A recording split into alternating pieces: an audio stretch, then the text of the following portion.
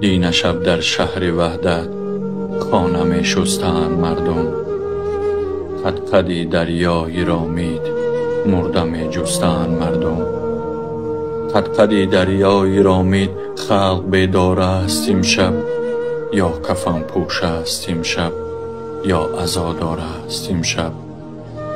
از دو چشم مادرانش اشک ریزان اشک ریزان، بوستان‌های بزیبش بی سرابان بی سرابان.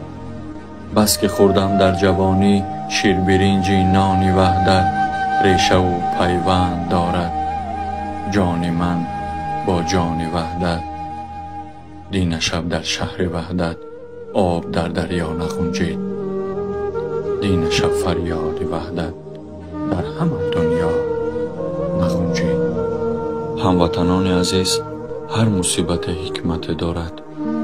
هر حکمت از جانب خداوند است. خداوند همه گذشتگان را مغفرت کند، آسیب دیدگان را شفای کامل دهد.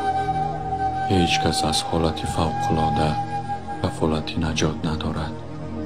در این مصیبت کسی را گناهکار کردن نادرست است. هر چیزی که از جانب ما لازم می شود البته می کنیم.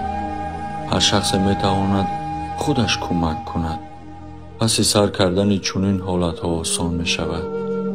مردم سربلند تاجیک در روزهای وزنی سرجم و استوارند. تا حد امکان از دل صاف برای کمک ضرر دیدگان و گذشتگان بیایید یک جای باشیم. کمک می تواند مادی و معنوی باشد.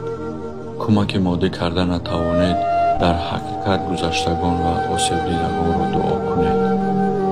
کمک مادی کردن خواهید، پس رفته از حالشان با خبر باشید.